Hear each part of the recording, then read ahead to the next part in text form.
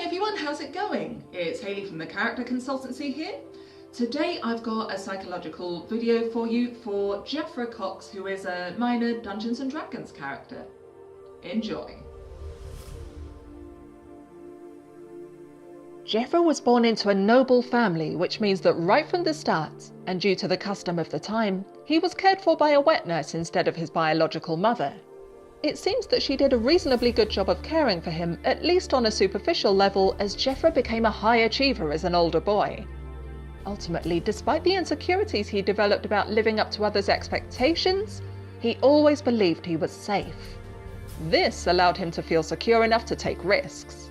However, it seemed he failed to learn something that is integral to trust, in particular the concept of constancy.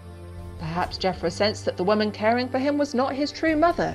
Or maybe the wet nurse had other charges to look after, or was more interested in the payment and prestige that came with being the wet nurse of a noble family than in the care of her charge. However it happened, Jeffra's ability to connect with others remained lacking, particularly in the sense of trusting in the genuineness of their feelings towards him.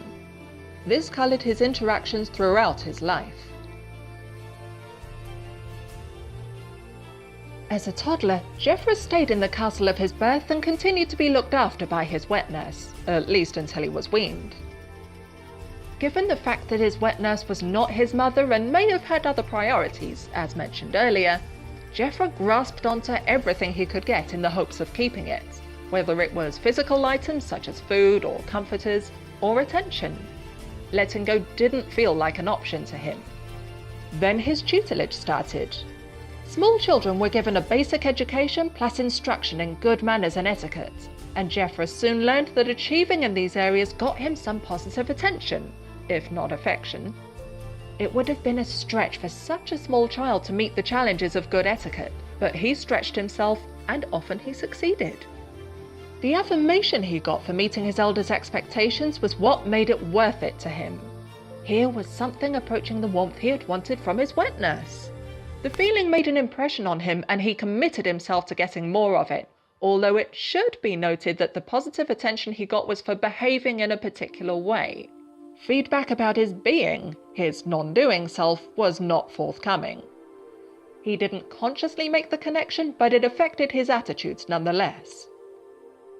Children in this age of our era get the chance to start expressing choices, partly because many of them get to grow up in a safe and bountiful environment. By contrast, choice was hard to come by for Jeffra, as small children had to be seen and not heard. Striving for and gaining affirmation was the nearest he could get to feeling like he had autonomy. The choice between compliance and defiance wasn't really much of a choice, so he went for the option that had a more pleasant outcome. And so began a 20-long-year career, give or take, of working hard for affirmations, congratulations and achievement, while blanking out most expressions of genuine human warmth. Young Jeffra had a rude awakening when he reached this stage. He was sent away to the castle of another lord to begin the long path of his training to become a knight. This started with becoming a page.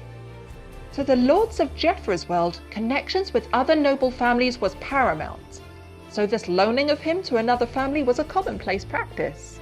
That doesn't mean it was pleasant. However, by now, Jeffra had settled into his modus operandi: to comply, to conform, and to achieve. How he felt about leaving the castle of his birth is unknown, but it looks like he threw himself into his new environment and routine as best he could. But then, what choice did he have?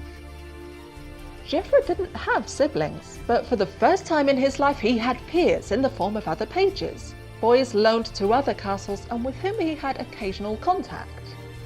He came to see these other pages as competition, as he already felt that resources, read affection from distracted and mildly dismissive elders, was scarce and had to be earned. Rather than warming to his fellow pages, Jeffra competed with them to be the best, and be the one that got that coveted attention.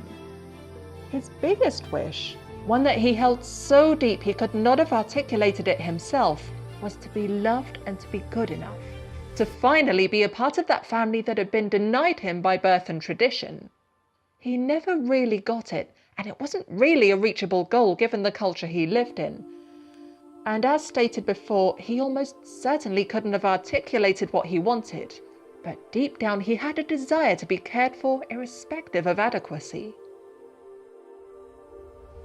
As a growing boy, Jeffra's tutelage got more varied, challenging and intensive, and he began to learn a wide range of different skills. Horsemanship, hunting, hawking, the mastery of musical instruments, a little reading and writing, chess, and basic combat techniques.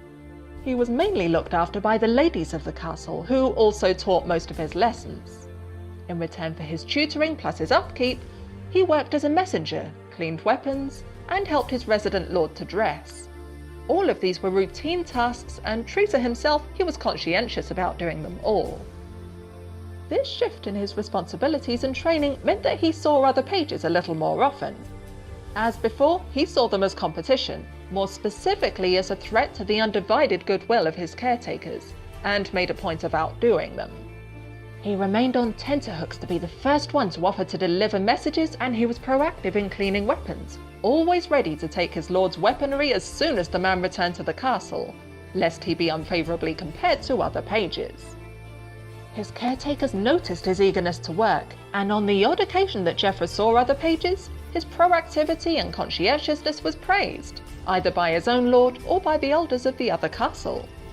It even became a running joke that his caretakers would brag about their excellent page. Sometimes other pages would be shamed in front of him for their laziness. This had a mixed effect on other pages, ranging from sourness to hilarity at his blind eagerness to please his superiors. The pages weren't in much of a position to develop relationships with one another, but as such, Jeffra developed a reputation with the sparse page network in which he operated.